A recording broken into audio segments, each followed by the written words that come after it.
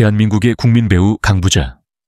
그 이름 세 글자 속에는 한 시대의 눈물과 웃음, 고통과 영광이 모두 담겨 있다. 그녀는 단순한 배우가 아니었다. 시대를 살았고 시대를 이끌었으며 시대의 아픔을 온몸으로 안아준 어머니 같은 존재였다. 그리고 이제 85의 나이에 그녀의 삶은 또 한 번 예상치 못한 운명의 소용돌이와 마주하게 되었다. 누구도 상상하지 못했던 갑작스럽고도 깊은 슬픔이 그녀의 곁을 찾아왔다. 그것은 단순한 사건이 아니었다. 그녀의 모든 것을 다시 껴안고 되짚어보게 만드는 삶의 거대한 고비이자 조용한 비극이었다. 1941년 충청남도 논산군 강경급의 작은 마을. 7남매 중 5째로 태어난 한 소녀는 가난 속에서도 꿈을 꿨다. 학교 운동장에서 직접 각본을 써 연극을 올리고 혼자서 3가지 역할을 넘나들며 전교생의 박수를 받았던 중학교 3학년 시절. 그때부터 이미 그녀의 인생은 평범함과는 거리가 멀었다. 어린 강부자는 세상의 무게를 너무 일찍 알았고 그래서인지 일찍부터 누구보다도 단단했다. 1962년 TV가 아직 흑백이던 시절 21살의 나이로 45세 어머니 역할을 소화해낸 그 모습은 한국 연기사의 한 장면처럼 기억되고 있다. 주름을 그린 얼굴과 무거운 어깨, 눈빛 하나로 시대의 무게를 표현해내던 그 첫 등장은 단순한 데뷔가 아니었다. 그것은 한국 대중문화의 한 획을 긋는 순간이었고 강부자라는 이름의 시작이었다. 하지만 그 누구도 그녀의 삶이 그렇게 오래도록 무대를 떠나지 않을 것이라 상상하지 못했다. 수십 년간 영화와 드라마, 연극을 오가며 그녀는 언제나 중심에 있었다. 때로는 억척스러운 엄마로, 때로는 따뜻한 이웃집 아주머니로, 때로는 권위 있는 국회의원으로.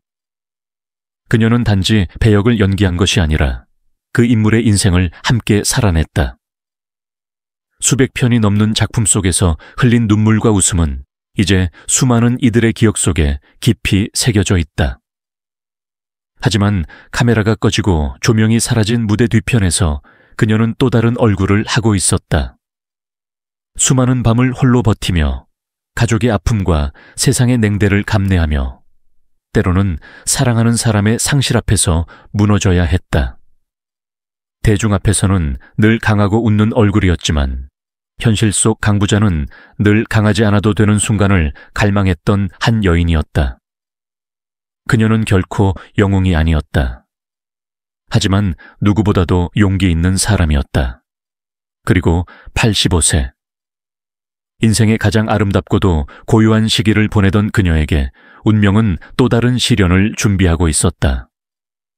그것은 외부에서 들이닥친 충격적인 사건이자 그녀의 삶 전체를 송두리째 흔들어 놓을 만한 파문이었다. 그것이 무엇인지 구체적으로 설명할 필요는 없다. 중요한 건 그 비극의 순간에도 그녀는 무너지지 않았다는 사실이다. 그녀는 다시 무대에 섰다. 마치 아무 일도 없었던 듯, 마치 자신이 이미 모든 것을 초월한 존재인 듯. 그녀는 담담하게 대사를 읊고 관객을 마주했다. 하지만 그날 그녀의 눈빛은 달랐다. 깊었다. 멀었다. 마치 모든 것을 안고도 아무것도 말할 수 없는 사람의 눈빛이었다. 관객은 알지 못했지만 동료 배우들은 알아챘다. 그녀가 더 이상 단지 연기를 하고 있는 것이 아님을. 그것은 생애 마지막 연극이었고 그녀만이 알고 있는 고별 인사였다. 그녀는 말했다. 내 인생은 연극이었다. 울고 웃고 사랑하고 떠나고. 그래도 난 참 감사해요. 이 무대 위에서 살아왔다는 게. 그 말 한마디에 모든 세월과 고통이 함축되어 있었다.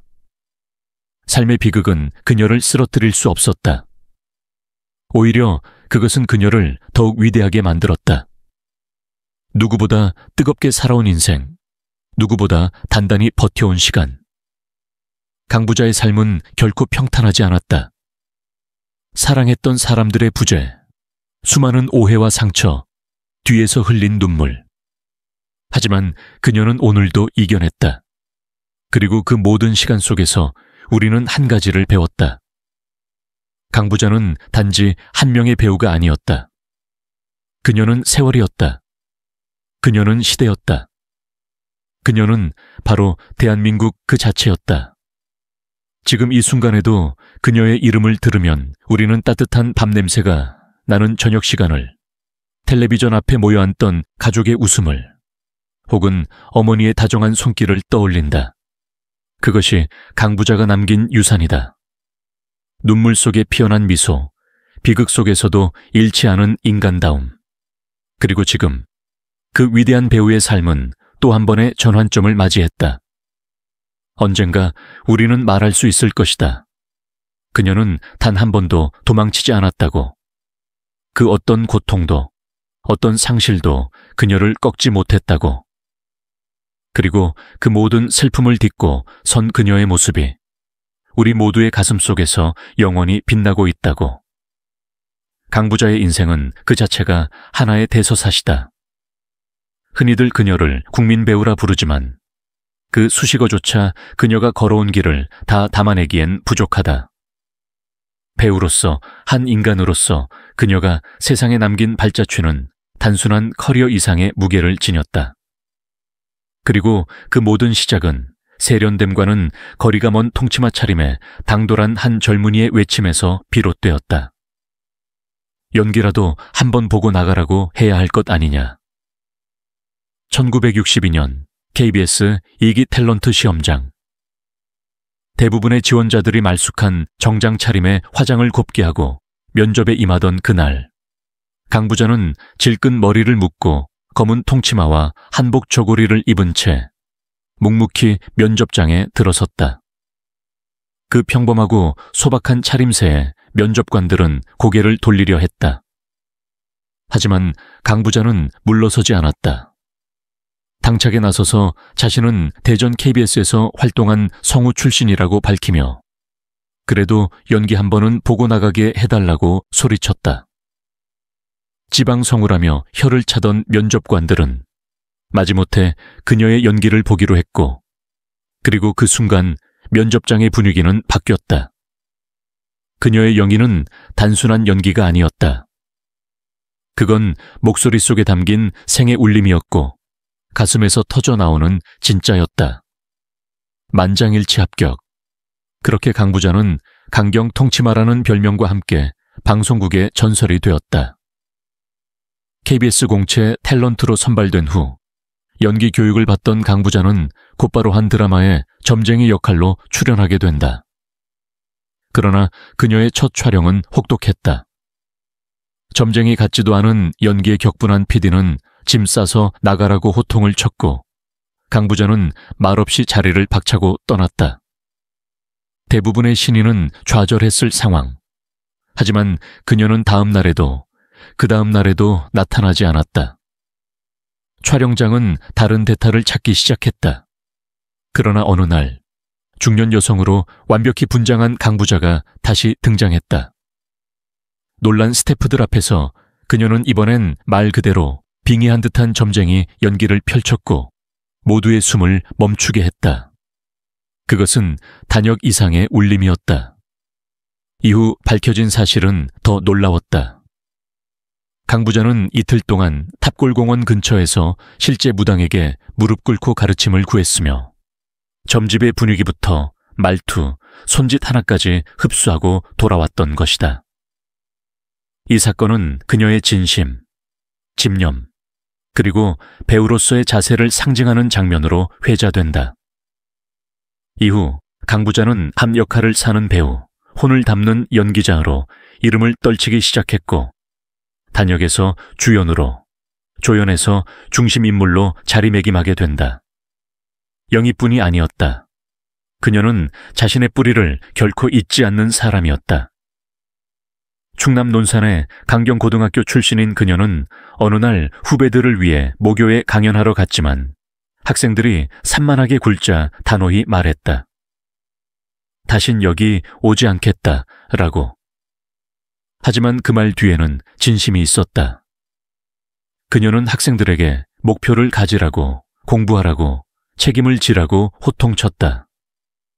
그리고 나중에는 서울대에 합격하면 학비를 책임지겠다는 약속까지 했다. 말뿐이 아니었다. 2017년 그녀는 모교에 무려 1억 원의 장학금을 기탁했다. 말과 행동이 다른 이들이 넘치는 세상에서 그녀는 항상 앞서 실천하는 사람이었다. 후배들 사이에서도 그녀는 카리스마 넘치는 존재로 통했다. 한마디로 무서운 선배였다. 하지만 그 무서움은 권위적인 것이 아닌 바른 기준을 세우고자 했던 따뜻한 꾸짖음이었다. 그녀는 늘 말했다. 내가 왜 무서워?